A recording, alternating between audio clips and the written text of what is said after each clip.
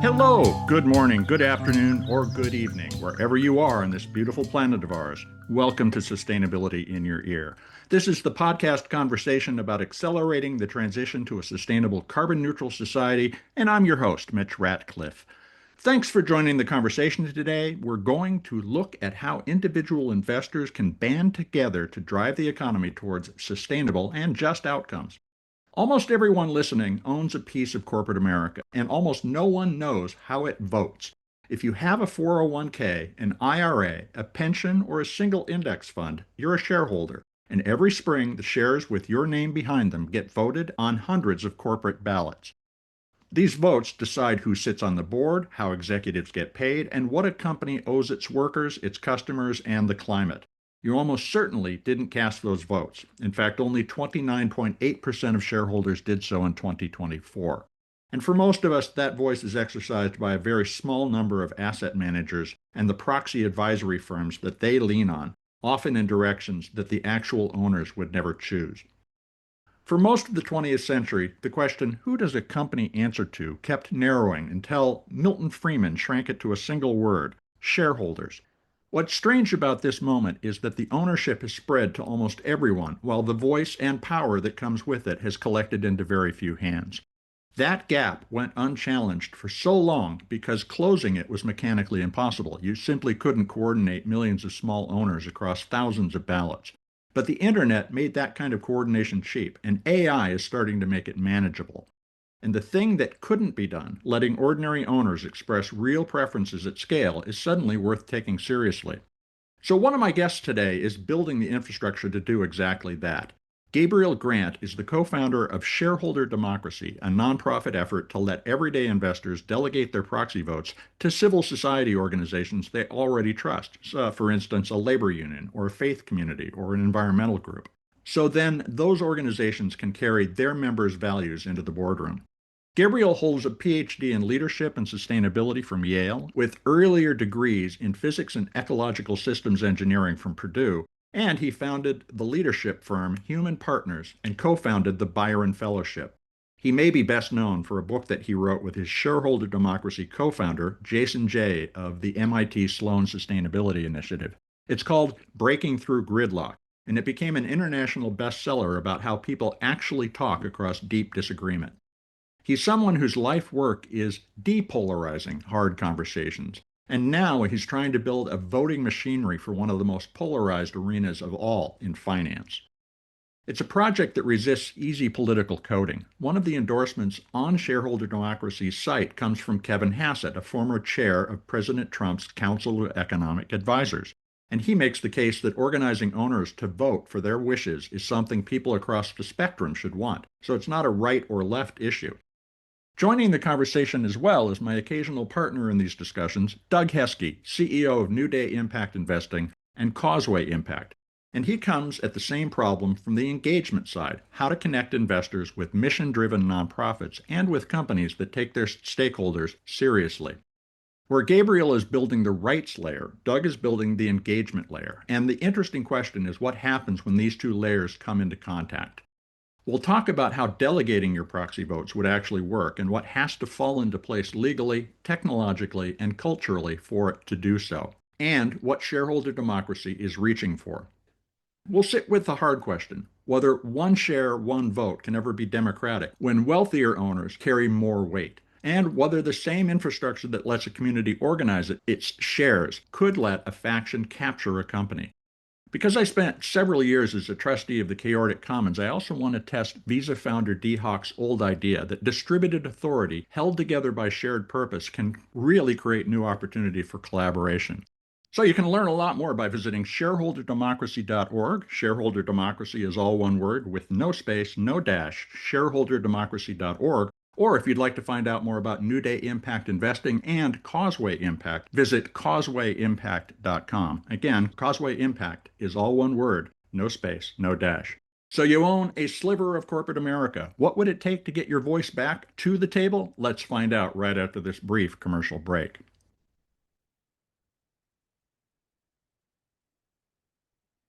Folks, we've got two guests today. Let me introduce them in sequence. First, Gabriel, welcome to Sustainability in Your Ear. How you doing today? I'm doing well. Thanks so much for having me here, Mitch.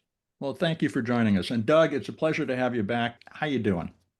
Likewise, Mitch. Great to be back. I'm doing well and very much looking forward to this conversation. Well, I've been excited about this because we've talked a lot about the power of the shareholder, but that shareholder power is dilute at this point. Let's start with the diagnosis. Most listeners hold shares without realizing it. They might have a 401k, an IRA, a pension fund that's indexed to the major market indices. What's actually happening with their voting rights right now, and why should they care about their voting rights in the first place? Gabriel, tell us about it. Yeah, happy to. I think, some people are very content with the way the world is and the way corporations are behaving and capitalism is working. And if you're in that bucket, then maybe everything is golden for you.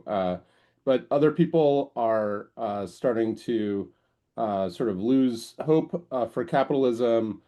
They aren't happy with the way businesses are behaving, or maybe they care about one of the 15 UN SDGs that require business behavior change in order to achieve that future. And for those of you who care about one of those things, whether it's human health or environmental health or human rights or right something that requires business behavior change, then your access to that is your votes. And the reason why corporations are behaving the way corporations are behaving today is because that's what we're voting for. So changing our voting can give us access to those futures that we want to create. Gabriel, your site puts this really bluntly. It says that most portfolios, including donor advised funds, are being voted against the values of the people who own them. And that's even true for some major philanthropic trusts. How did we get to this place where even a foundation's investment arm can be working against its grantees' values? Well, I think that's a long story that goes all the way back to the Dutch East Indies Trading Company and the first corporation.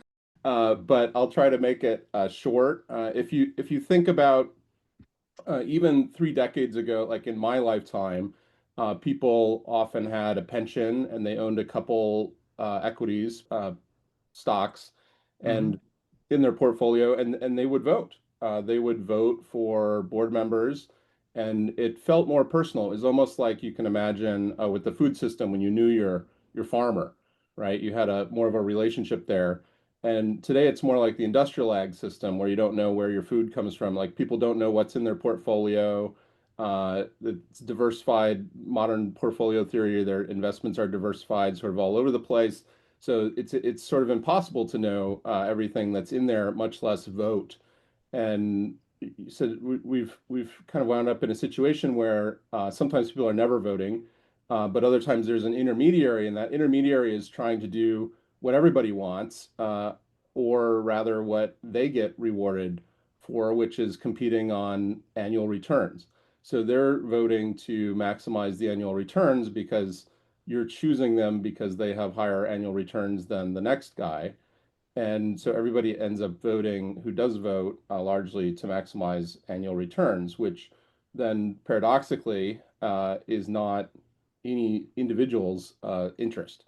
So it becomes very acute in a foundation because we wind up with one side of the house often tasked with maximizing the endowment, and they sometimes don't vote at all. As I talked to one chief investment officer, they said time spent voting is time not spent stock picking. So we just focus on the stock picking. But then what happens is on the other side of the house, in the foundation, they're funding grantees that are trying to change business behavior and literally authoring shareholder proposals. And what's most common is then the money in the endowment is literally being voted against the shareholder proposals that the foundation is funding. So as shareholder capitalism has scaled, it's become increasingly depersonalized. Doug, you have built Causeway Impact to try to create a narrative around interventions that people can make with their investments and with their philanthropic money. How do you see the market reshaping itself now that we have the capacity to tune messaging right down to the individual because of AI and the internet? Yeah, Mitch, thank you for that. And maybe an opening comment about what Gabriel was sharing about capitalism. I think that it's not necessarily that capitalism is at fault today. It's how Hmm. we're using capitalism. I mean, it is in the nature of capitalism to evolve, right? We've moved from colonial capitalism to industrial capitalism to shareholder capitalism and now hopefully stakeholder capitalism. And we're big believers in that. And fundamentally, institutions we view as institutions that should be social institutions, right? And the power that these institutions have today are greater than they've ever had in history. So it is a responsibility of these institutions to make impact on more than just their shareholders. So I'd also like to talk a little bit about the framework that has been adopted historically around ESG and CSR, because much of this has been created as a result of this. And I think that ESG and CSR deserve a lot more credit than they've gotten today. And certainly there's been a lot of criticism over the last few years about the intentions of at least ESG. There were attempts to address what were a real problem. Markets were systematically ignoring risks and opportunities associated with people, communities, and the environment. And after all, academic institution was teaching that shareholder advocacy was primary, at least when I was going through business school. But ESG was never really designed to be a capital construction framework. It was designed to be a risk management tool. So ESG has become largely a measurement industry today. And Hmm. we create scores as we do here at Causeway today, rankings, disclosures, and reporting frameworks. The assumption was that if we measured stakeholder impacts, capital would naturally flow towards better outcomes. But in practice, that didn't happen consistently, and there were too many that treated it as an asset class, unfortunately, rather than what it was really designed to do. So, what ESG largely got wrong in this framework was treating stakeholders as data points rather than participants. And this is everything that we're trying to do in the Causeway Impact system is really move people from this point of emotional connection to these impact pillars that we embrace to participation. And I think that's what needs to happen in the marketplace as well. So employees become workforce metrics, communities became impact metrics, and environmental outcomes become carbon metrics. So, but at Causeway, we think that the missing ingredient today is really agency. And this is what we're trying to bring back to the investment construct. Stakeholder capitalism isn't about producing a better sustainability report. It's really about creating mechanisms through which stakeholders can actually influence outcomes. So, Gabriel, you want to give those data points their voice back by letting people delegate proxy votes to trusted nonprofits. Can you explain how that process would work? Sure. I appreciate what you named there. We want people to have a voice. And right now, we believe that people don't feel like they have a voice. They don't have a voice expressed in the boardroom. They don't have a voice expressed when the shareholder resolutions are being created.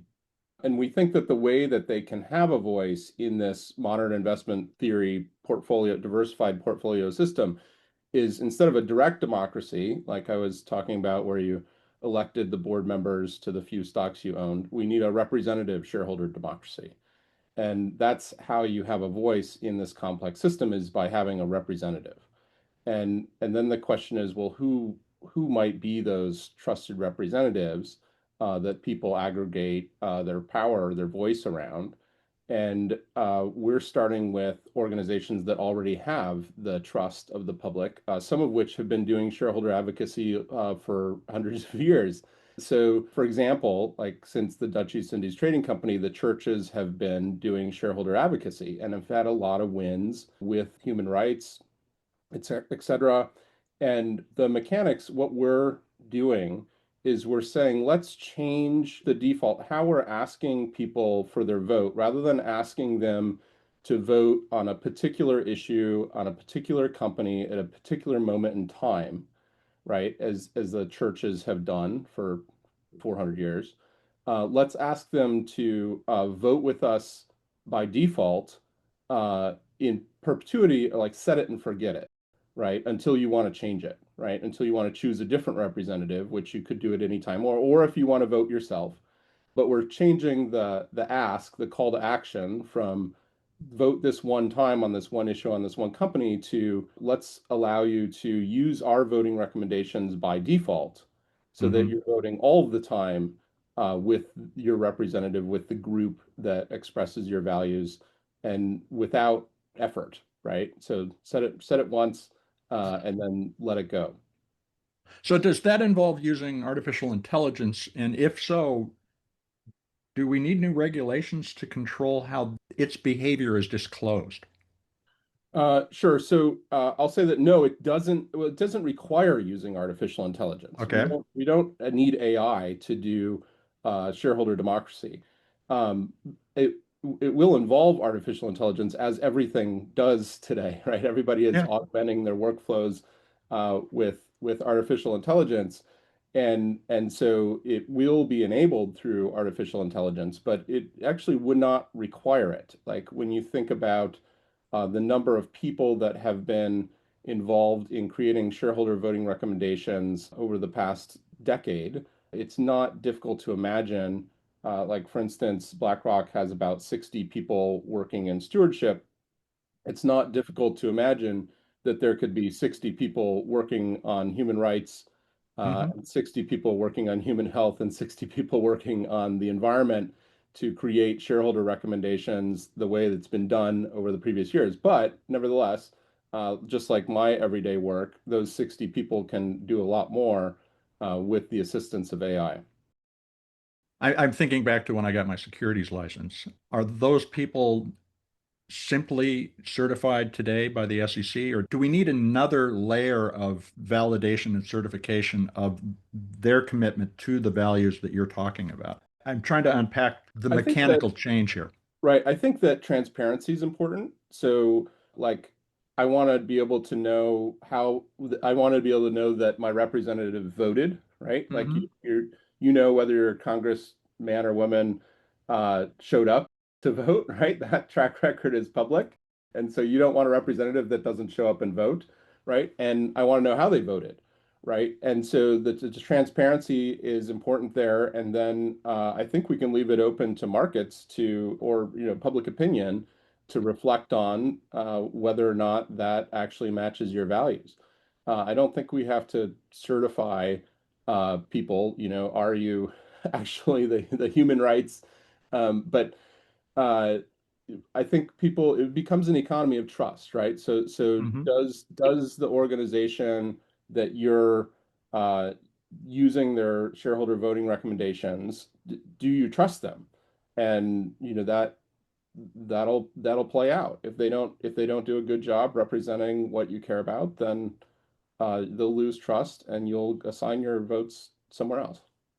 So Mitch, there's a new, go ahead. I think you ask a really interesting question here, and I've not been through my securities testing in many years, but I do think that there's a tremendous amount of value in building in components to this testing experience that bring about an understanding of values-based investing as a part of the advice that individuals are giving.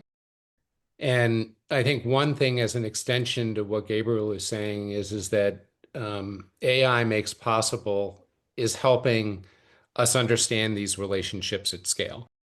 Instead of reducing everything to a simple ESG or an impact score, we can begin documenting thousands of interactions between companies, investors, nonprofits, employees, and communities. And then the question shifts from what is this company's rating to how does the company actually engage with the people who affect and are affected by its success? So, Right. delegated voting tells a company what stakeholders want. Engagement helps the company understand why. When those two things come together, governance becomes a really important conversation rather than just transaction. Yeah, I really want to reiterate and double click on what Doug's pointing to there because often people focus on the voting. And if we had an AI that could vote, that could perfectly vote your values all the time, that would be entirely insufficient for a democratic corporate governance mechanism because most of the value that gets created in this process is in the dialogue, in the engagement with management. That's where most of the solutions get created. It's not in the voting, right? So you need a representative, you need a voice that's engaging with management on your behalf, right? That is where most of the changes, the behavior changes, the innovation, that's where the value gets created. It's much more in the soft power and that dialogue that the voting enables, not the voting itself.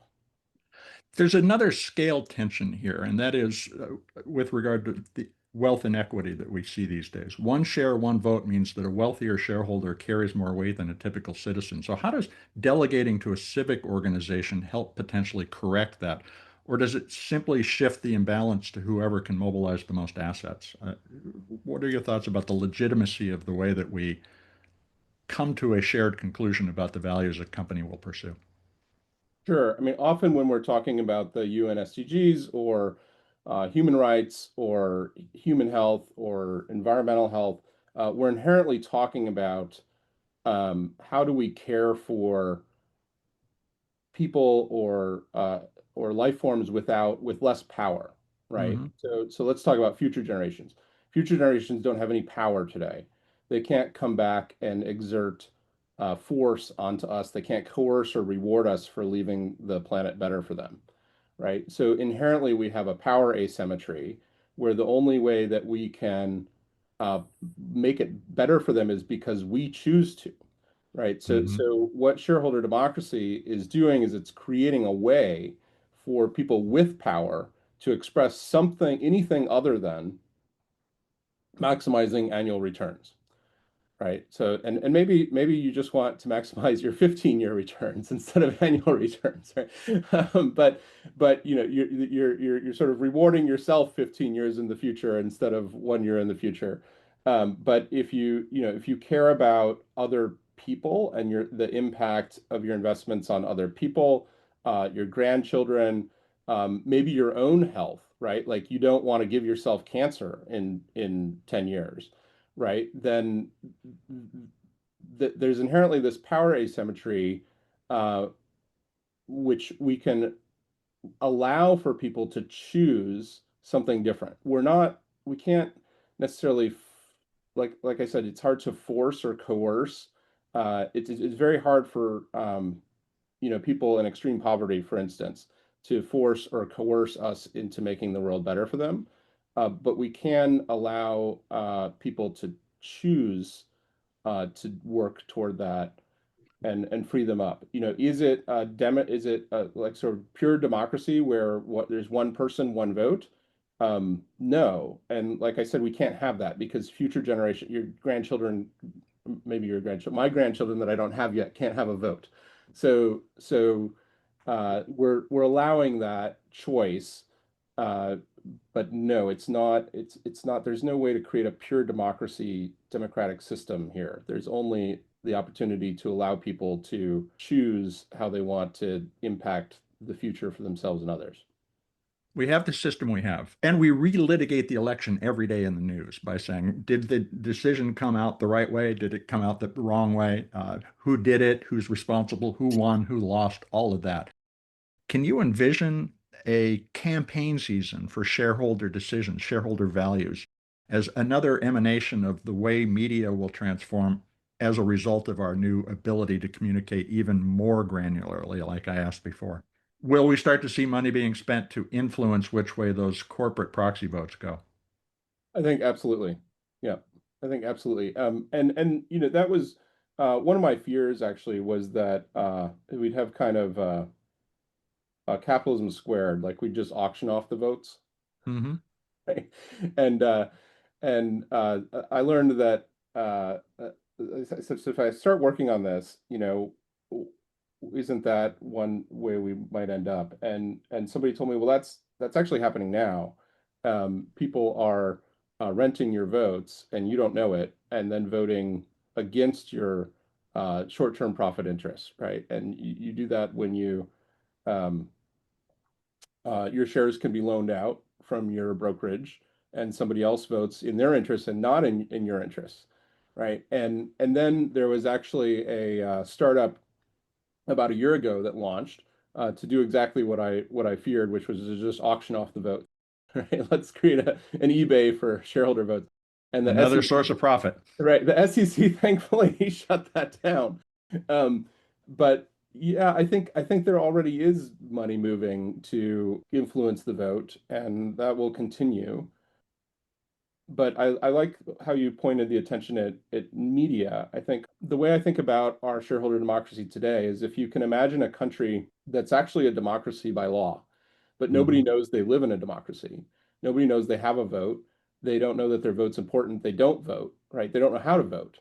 And they need a representative. They've never heard of having a representative, right? There's nobody that is a representative for them to even choose. So that's kind of the society we live in today. So if you can imagine this future where we have representatives, they're competing for your votes, they're running campaigns, then yes, it will become more front and center in our media and public relations campaigns, a lot of different sources, right? People that are trying to acquire your vote. You'll be getting emails instead of just asking you for donations. You'll be getting emails asking you for your votes, right? So yeah, that will become much more front and center. Doug, what are your thoughts? Causeway, to a degree, is creating an environment where that debate can start to happen. Mitch, I think foundationally, this is a really, really important issue because the proxy voting construct is messy, right? And anybody that's owned individual shares before understand it's really difficult to understand how to sort the wheat from the chaff related to what's material and what's immaterial here. Um, so a vote by itself is a signal. Engagement by itself is a conversation, but when you combine the two, you're creating accountability. So imagine a nonprofit has spent years working on water quality, workforce development, public health, even issues or financial inclusion. These organizations have built expertise. They've built relationships with affected communities. They've often engaged directly with companies on these issues. So if investors choose to delegate voting authority to that organization, the vote isn't coming from an abstract ideology or a proxy advisor sitting hundreds of miles away. It's informed by actual experience working on the ground. And this is what I find so brilliant about the work of shareholderdemocracy.org. It is informed by the actual experience, and that's really, really powerful. But what excites me is the possibility of creating this continuous feedback loop where ownership and impact have largely been disconnected. So this is where the system needs to go. Well, I think we can all agree that democracy and capitalism are pretty messy. It has led us to where we are, but this is a great place to take a quick commercial break, folks. Stay tuned. We're going to be right back to continue the conversation.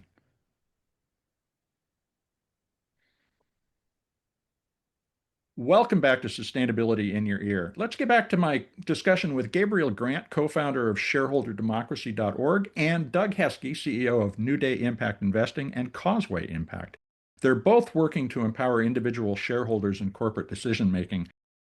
Gabriel, Doug, as we had that conversation earlier, I was thinking about the fact that business seems to love to tout the centrality of the shareholder in all of its decision making, but actually loathes having them express their values.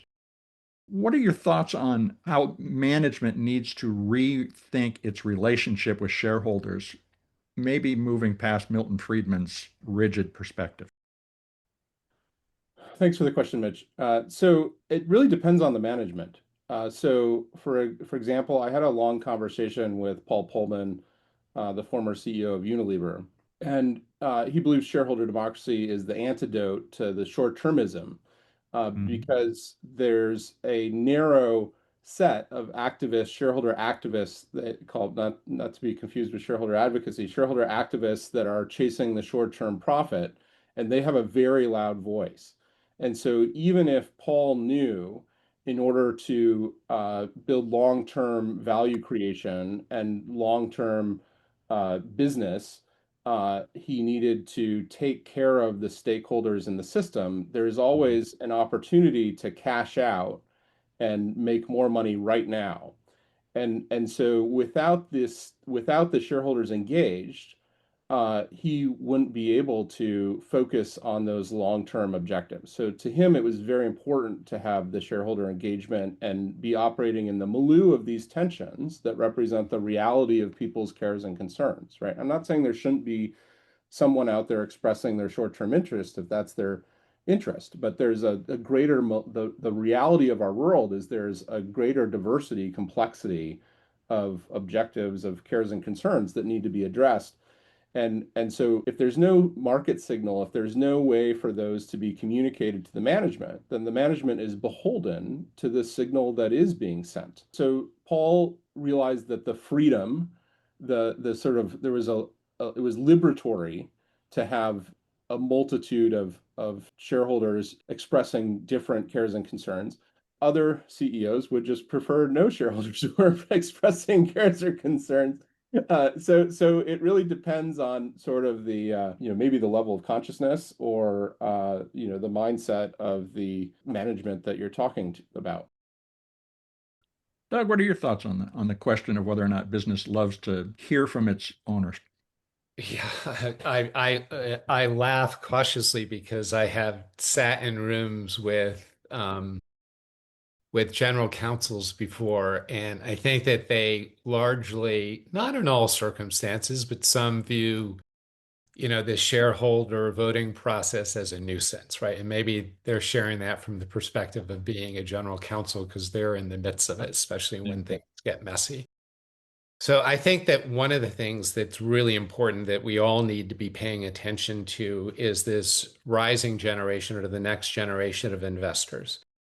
And we at Causeway like to refer to them as dangerous consumers. And the reason we refer to them as dangerous consumers is that they are armed with information today that none of us have ever had before, given the acceleration of AI and information that can be accessed at their fingertips. So they are going to have a stronger voice on a go-forward basis, especially as they continue to build wealth. So at Causeway, what we're really interested in doing is creating a record of engagement, not just how people voted and not just what companies disclose, but whether meaningful dialogue actually occurred. Were stakeholders heard? Did the company respond? Did outcomes improve? And then, of course, perhaps and most importantly, did trust increase? So over time, that engagement history becomes sort of a form of institutional memory, I'll call it. Companies can see which organizations are constructive partners. Investors can see which organizations consistently produce thoughtful recommendations and respond to them. And then communities, of course, can see whether their concerns are actually influencing decisions at those organizations. Each of you is building a facet of how we do this. Gabriel, you have the sort of the rights management system, and Doug, you the engagement interface. What does the economy look like when this is working? How would the discussion about business's role in society change if we had this kind of transparency? Well, I'd like to say that I think we would align corporate purpose with societal values. So it would be more complex. Companies would be integrating or internalizing externalities rather than externalizing externalities. We'd be promoting people based on their ability to integrate all of those objectives and create long-term value that satisfies societal cares and concerns, and rather than promoting people that are good at externalizing the costs and focusing on a very single objective function. I think that management and board members would feel liberated to pursue the things that they care about. And as would employees, like often we're taught in business that you're not you're not allowed to care about that. That's not yours. It's not ours to care about. Yeah. And if we diversify, that's because the only market signal is to maximize annual returns, right? If the market signal gets diversified and people's diversity of cares and concerns are expressed through their shareholder voting and engagement, then all of a sudden it is your job to care about those things because your shareholders care about those things. So it begins to feel very different in the workplace and a sort of a different experience for humanity. I also get to feel really good about my portfolio and what I own because I know that my voice, my values are being expressed through what I own rather than owning things that are working against what I care about. So Doug, your thoughts on the idea that we move from a business environment where not my responsibility is the primary statement by many organizations to that's my responsibility and I'm going to take ownership of the outcome. How do we tell that story differently? Yes, I think that this is what's really cool regarding what can happen from here. And this is what I find so exciting. It's not just that we would have more people that can vote, it's that more people can participate in creating the actual solutions. And the internet today has dramatically reduced the cost of communication, and certainly AI is dramatically reducing the cost of this understanding. But when you combine those two things, entirely new forms of collaboration become possible. And the opportunity isn't to create a better shareholder meeting, it's to create an ecosystem where investors, nonprofits, communities, and companies can continuously learn from one another and coordinate around this long-term value creation.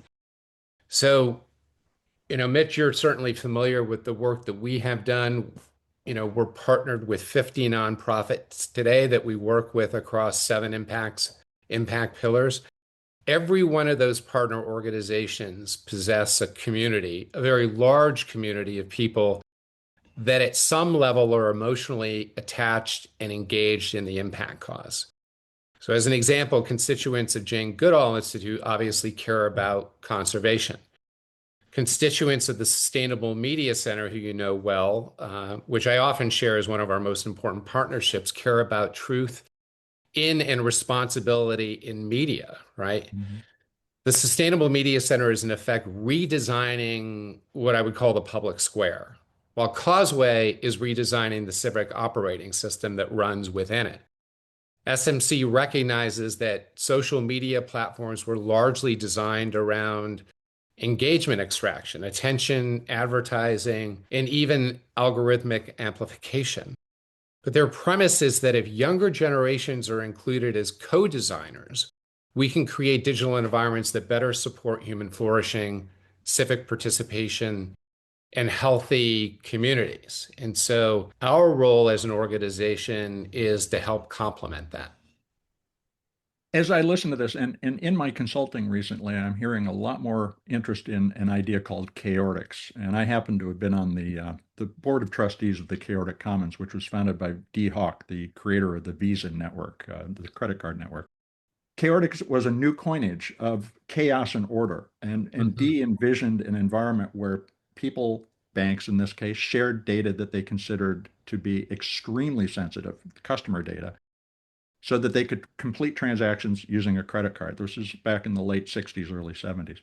The model that he created just asked one question: what's the function of a bank? And it's to transfer money. So if that's all you focus on and you say we can share information in the context of transferring money, then compete. And the competition was fierce for cardholder loyalty. We can have a successful environment where everybody can play. Small banks can join later. Large banks don't retain permanent control of the network. It was a distributed model. Is that more possible today? I certainly hear a lot of people asking the question, is the chaotic model a valuable model to finally begin to implement at scale? I'm curious if you've thought about that, and I know it's a little esoteric.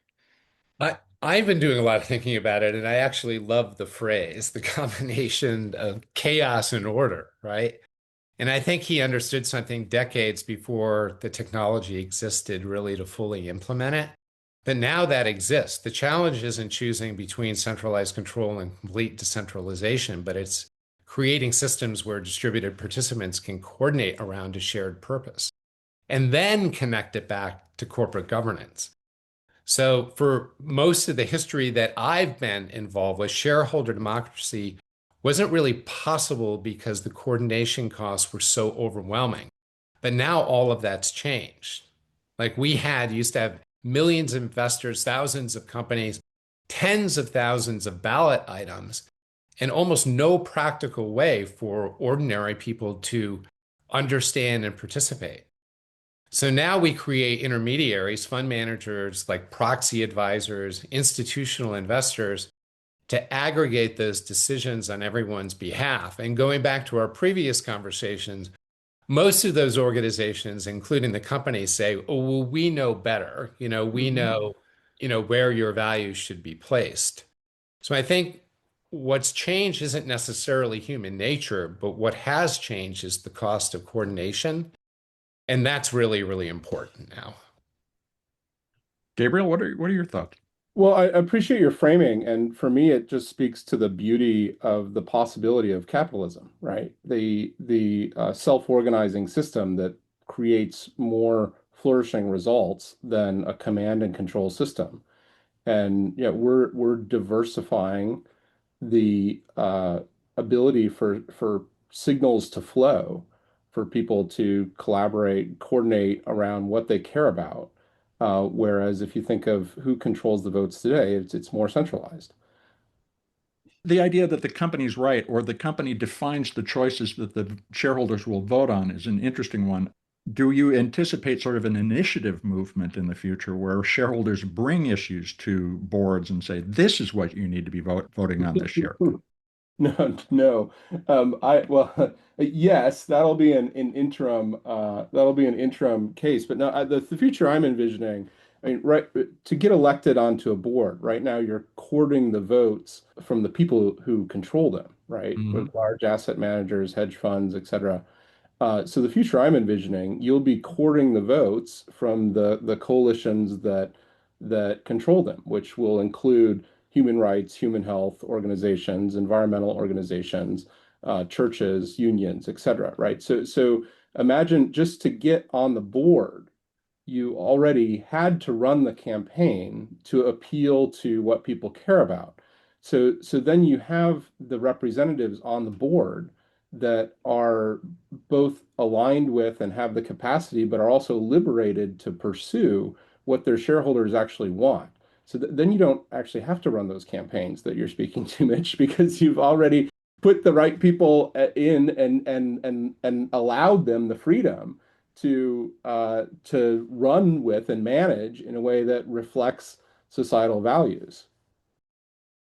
I hear this, and at the same time, I think about a new capital structure that is emerging where, and I'm going to use the phrase very guardedly, great men are given control of our future. And let's take SpaceX as an example, where Elon Musk effectively controls the voting rights of about 84% of the shares of the company, even though he doesn't own 84% of the shares of the company. Is there a great battle beginning here over the future of corporate governance? And what are the moments that we need to be watching for in order to understand which way the market is going to go? Elon's a really interesting story to watch unfold because when he started out, he very clearly believed in shareholder democracy and the need. Mhm. He said he didn't want to own more than 25%. He didn't want to have control of more than 25% because he needed that feedback. He needed those voices other than his own.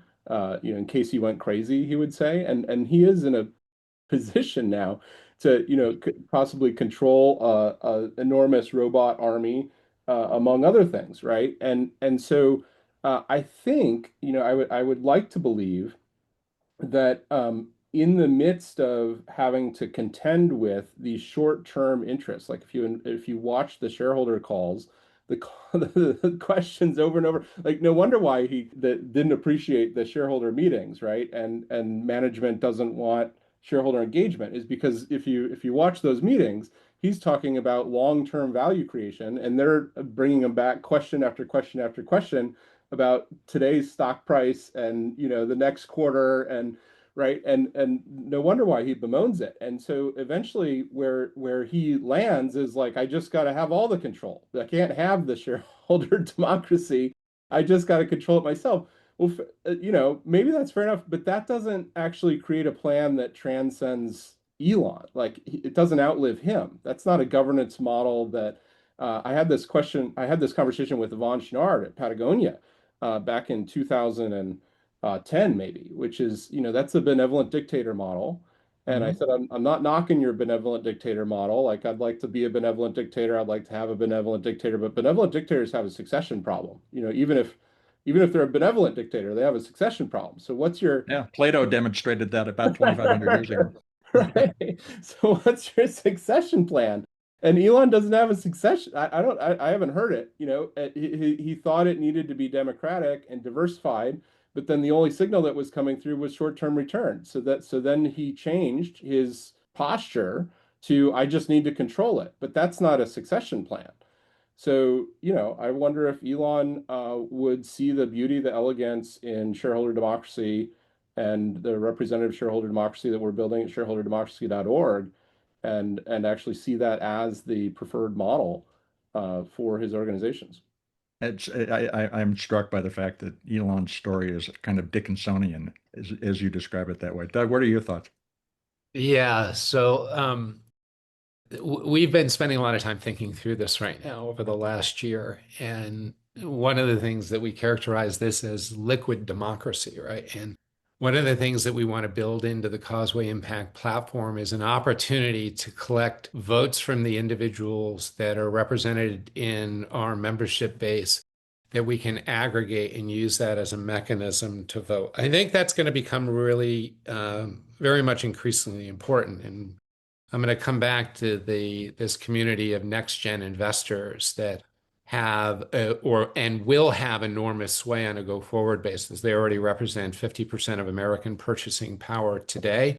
Mhm. They are developing their own blueprints for change, and that's extending well beyond just providing capital, but actively getting involved and speaking up actively, using their voices for change. So I think that's going to be a big driver going forward.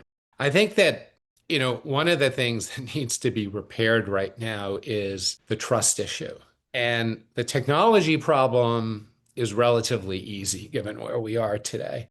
The trust problem is a much harder one, right? And that's not going to be something that's fixed overnight. And this is one of the reasons that we spend as much time as we do right now in working with organizations like the Sustainable Media Center, because we are entering this era right now in what they refer to as a post-truth environment, right? Where falsities can be manufactured with the press of a button. And when that trust erodes, especially with younger people right now, where they don't trust really anything that they're seeing online, then we have a major issue to contend with. So, Again, we're in the messy middle of some sort of a transition. If a listener hears this and thinks, okay, I want to actually do something, whether they're a retail investor, a foundation program officer, a nonprofit leader, what's the first concrete step that each of you recommend they take? So you can go to our website, shareholderdemocracy.org, and put your information in. We're building a movement. So it right now requires, we call them catalysts, the philanthropic leaders, the family members, the people that have means that want to pave the trail for everyone else, right? And the civil society organizations that want to go on the journey toward becoming a representative in the emerging representative shareholder democracy. Those are the organizations that we're partnering with. But we need lots of volunteers, so you can share whatever you can give or introductions. And then eventually we need everyone, right? We'll need everyone to, as we build the plumbing out, to click the emails you get and figure out who you want to vote your shares. And actually, there is a pilot available. We partnered with Iconic, and you can go to Iconic's website, and you can, if you have a brokerage account, it's a little clunky. We want to get the whole system down to one click. It's a lot of clicks right now, but you can set up an email auto forward to forward your control numbers to Iconic, and then you can choose what nonprofit shareholder voting recommendations you want to vote with.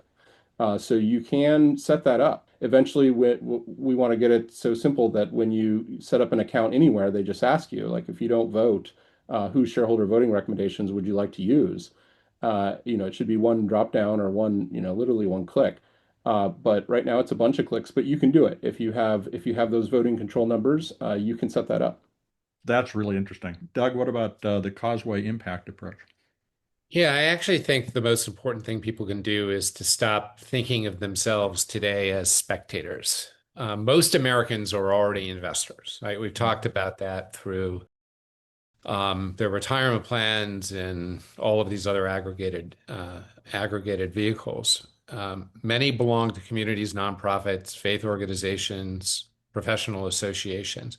The question isn't whether or not you have influence as an organization or as an individual. The question is whether you're exercising it intentionally. And this is what we try to do at Causeway. So for retail investors, the first step is simply to discover how your shares are being voted today. Number one, most people have no idea. Then look at your retirement accounts, look at your mutual funds and ETFs. Ask your asset manager whether they offer pass-through voting or proxy voting choices. If they do, start paying attention to this as well. And before trying to change the system, understand where your voice is currently residing. Ownership begins with awareness. And Mitch, as you know, there are these three paths that we embrace around getting informed, getting involved, and getting invested, which are all mechanisms to driving change. If you're a nonprofit leader, ask the simple question: do these issues you work on have corporate governance dimensions? Examples are workforce development, public health, housing, et cetera. Most nonprofits spend enormous amounts of energy trying to influence policy, but very few of them spend time thinking about influence through ownership today. So if you're a foundation or a foundation program officer, I'd encourage you to think beyond just your grants. Most of these foundations are deploying 5% of their capital through philanthropy and 95% through investments. But there's enormous power in that 95% that doesn't get exercised. So, Or it does get exercised. It gets exercised against the 5%.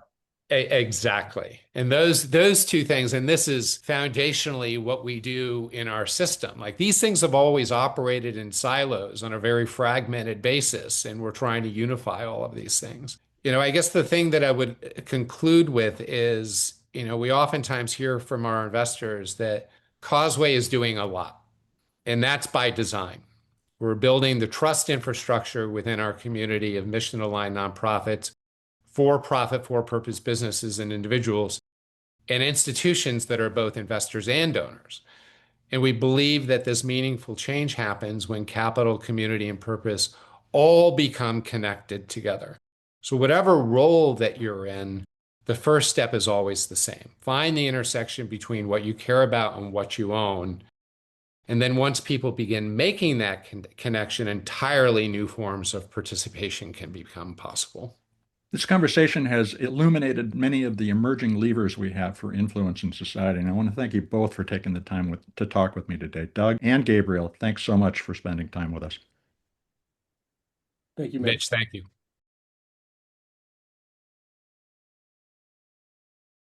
Welcome back to Sustainability in Your Ear. You've been listening to a conversation with Gabriel Grant, co-founder of ShareholderDemocracy.org. That's a nonprofit building the machinery that would let everyday investors delegate their proxy votes to civil society organizations they already trust. And Doug Heskey, CEO of New Day Impact Investing and CausewayImpact.com. And he works on the engagement side of that same problem. You can learn more about Gabriel and his team's work at ShareholderDemocracy.org. Shareholder Democracy is all one word, no space, no dash, ShareholderDemocracy.org. And check out Doug's Causeway Impact work at CausewayImpact.com. And again, Causeway Impact, all one word, no space, no dash, CausewayImpact.com. Ownership of corporate America has spread to almost everyone who has a 401k, an IRA, a pension, or a single index fund. And at the same time, the voice that comes with that ownership has been collected by a handful of asset managers and the proxy advisors that they lean on to get their job done. In 2024, fewer than 3 in 10 shareholders cast the votes attached to their shares, and many of those were cast by those proxy advisors. The sharpest illustration Gabriel offered wasn't about retail investors at all. It was about the challenge in foundations whose endowments quietly vote against the shareholder proposals its grantees are actually writing. On the one side of the house, they fund the change. On the other side, they vote it down. It's dysfunctional. It's the default behavior of a system optimized for one signal, annual return, and nothing else. We need bigger perspectives to create prosperity for future generations, and shareholder votes communicate diverse perspectives that help companies look beyond next quarter's returns. Now, why did that gap go unchallenged for so long? It wasn't apathy. Coordinating millions of small owners across thousands of corporate ballots was, for most of the last century, mechanically impossible. The coordination costs were overwhelming, as Doug put it.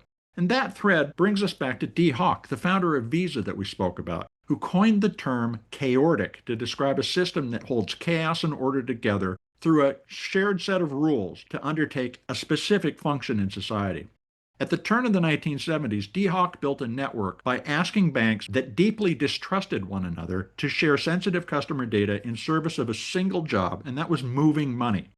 Chaotic systems distribute authority around that shared purpose, but we're not talking about a kumbaya moment when everybody gets together and there's no further conflict. Instead, there was fierce competition amongst Visa-associated banks for cardholder loyalty. The rules set the stage for coopetition, not just competition.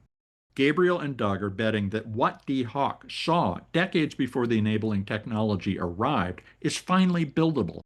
The internet collapsed the cost of communication, and AI is collapsing the cost of reading and managing thousands of ballot items at one time.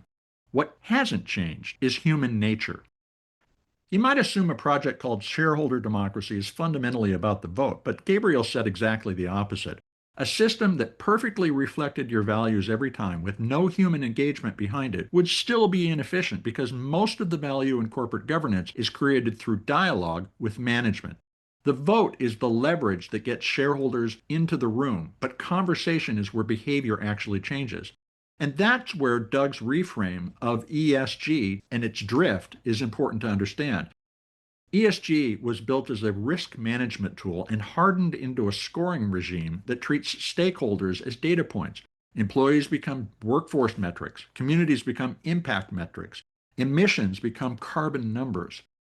This spring on the show, Martin Johnson of EarthRating.ai made a smart case for AI-scored credibility as a way of cutting through greenwashing, and there's value in that. But a score alone, however good, merely measures, and what Gabriel and Doug are reaching for is the agency that allows people to move from being only points on a chart to participants in a debate who have a real and legitimate voice. Dialogue is a harder thing to build and much more valuable.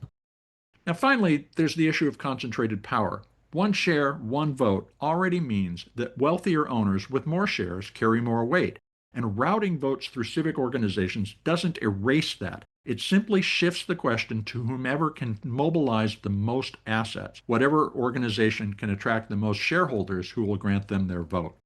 Gabriel was candid that this can't be pure democracy. But future generations, the people most exposed to today's climate decisions, hold no shares and cast no votes. The most this system can do is let today's owners, who have the power to choose, act on their values. And shares are already being loaned out of brokerage accounts and voted by strangers against the owner's interests, often without the owner's knowledge. And recently, a startup even tried to build an outright auction for shareholder votes before the SEC shut down the initiative. And then there's that great man succession problem that Gabriel raised when we spoke about Elon Musk, who controls the lion's share of SpaceX voting power after earlier in his career insisting that he wanted to own no more than 25% of a company because, as he said, he needed other voices to check his own. Well, that changed.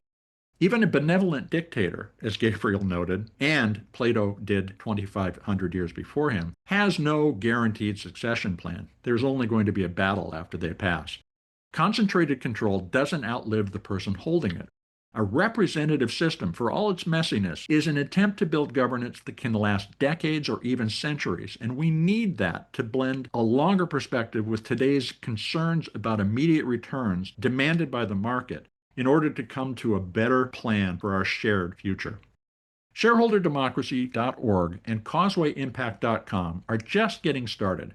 The pilot that Gabriel described still takes a dozen clicks and an email auto-forward to work, and the trust infrastructure Doug is assembling takes years, not quarters to build, but they're on their way, and the path is clear.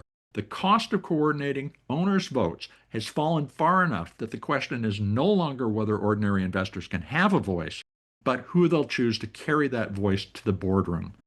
We'll be tracking shareholderdemocracy.org and causewayImpact.com as the movement takes shape, so stay tuned, folks. And hey, if this conversation gave you something to chew on, the best thing you can do is pass it along. A share or a quick review on your favorite podcast site can be the amplifier to spread more ideas that create less waste, and it helps new listeners find the more than 560 conversations in the Sustainability in Your Ear archive. I hope you'll share the show. You'll find us on Apple Podcasts, Spotify, iHeartRadio, Audible, and other purveyors of podcast goodness. Thanks for your support. Please take a moment to share the show now. I'm Mitch Ratcliffe. This is Sustainability in Your Ear, and we will be back with another innovator interview soon. In the meantime, folks, take care of yourself, take care of one another, and let's all take care of this beautiful planet of ours. Have a green day.